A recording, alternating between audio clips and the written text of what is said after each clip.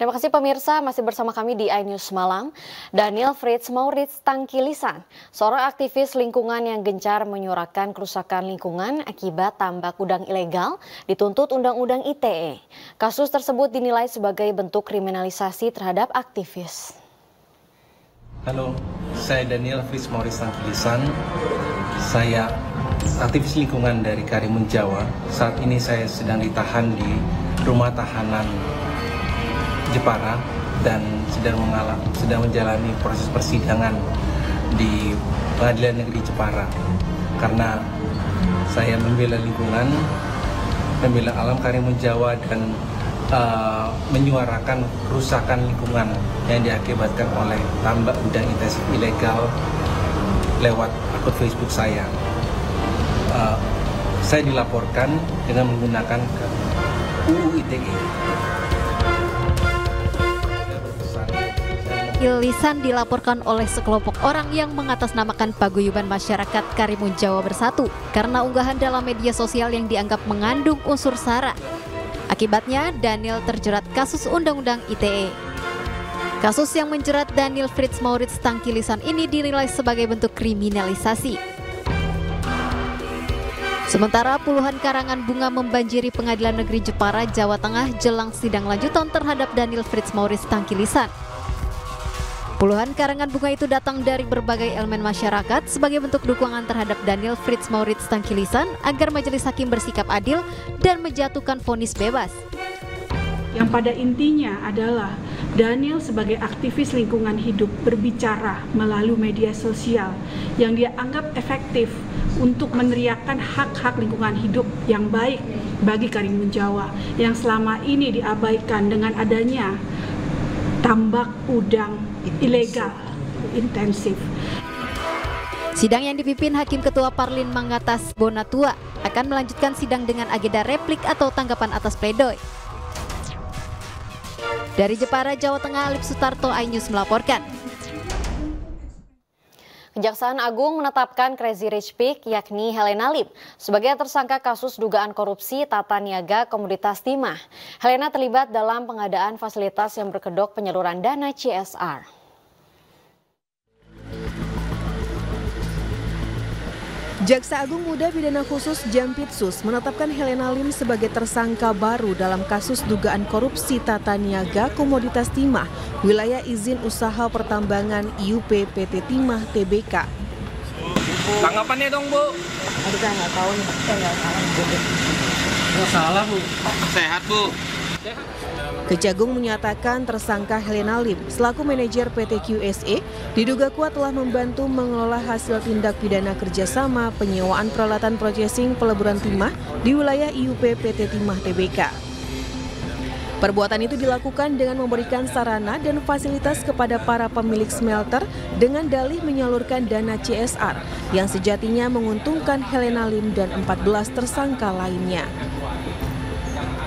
Telah memeriksa 3 orang saksi, salah satu dari 3 orang saksi tersebut yaitu saudari ALN selaku manajer PT ISE. Berdasarkan alat bukti yang telah ditemukan dan setelah dilakukan pemeriksaan secara intensif, penyidik menyimpulkan telah cukup alat bukti untuk menetapkan yang bersangkutan sebagai tersangka. Selanjutnya, yang bersangkutan kita lakukan pemeriksaan dan untuk kepentingan penyidikan kita lakukan penahanan di rutan Salemba, cabang Kejaksaan. Nama Helena Lim kini tengah jadi perbincangan publik, bukan karena prestasi namun karena tersangkut kasus dugaan korupsi. Ya, sebelumnya Helena Lim dikenal sebagai Crazy Rich Pig karena punya rumah super mewah seluas 1000 meter di kawasan Pantai Indah Kapuk, Jakarta Utara. Selain rumah mewah, sosialita berusia 47 tahun ini diketahui gemar mengkoleksi barang mewah dari jam tangan Richard Mille, tas branded Hermes hingga supercar McLaren.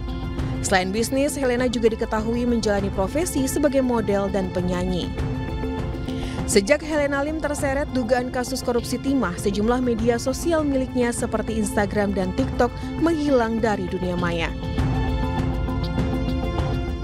Tim Liputan iNews melaporkan. Pemirsa, kita beralih ke kabar lainnya, waspada cuaca ekstrim yang saat ini kerap terjadi. Longsor yang diakibatkan oleh guyuran hujan terjadi di Kabupaten Bandung. Akibat longsor ini lebih dari 20 rumah tertimbun longsor, sementara longsor juga merenggut puluhan korban jiwa.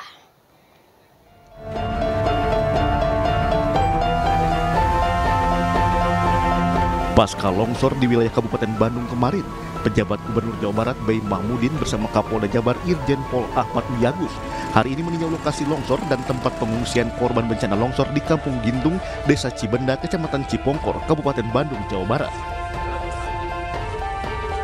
Bay memastikan pemerintah Kabupaten Bandung Barat akan mengeluarkan status tanggap darurat bencana longsor agar bantuan dari BNPB bisa segera masuk. Ini Kabupaten Bandung Barat akan mengeluarkan tanggap darurat, artinya akan bisa bantuan masuk dari BNPB dan untuk tanah itu sedang diasesmen oleh BMPG dan sebenarnya harus relokasi juga.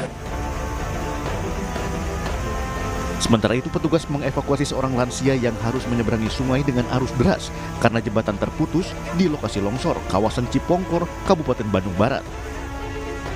Warga yang lokasi rumahnya berdekatan dengan titik longsor diharuskan untuk mengungsi ke aula desa hingga sekolah karena pergerakan tanah longsor masih labil. Namun tidak sedikit penghuni rumah sudah lansia sehingga membutuhkan bantuan petugas.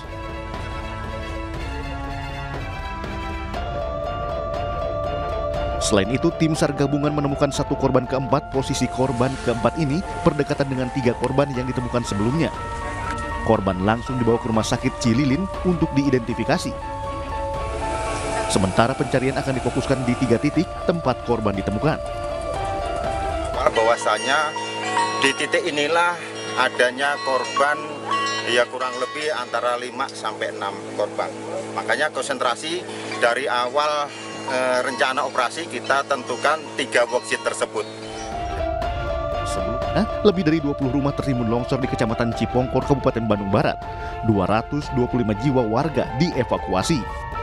Hingga saat ini, 4 korban sudah ditemukan, sementara petugas gabungan masih melakukan pencarian korban lain yang diduga masih ada yang terjebak di bawah material longsor.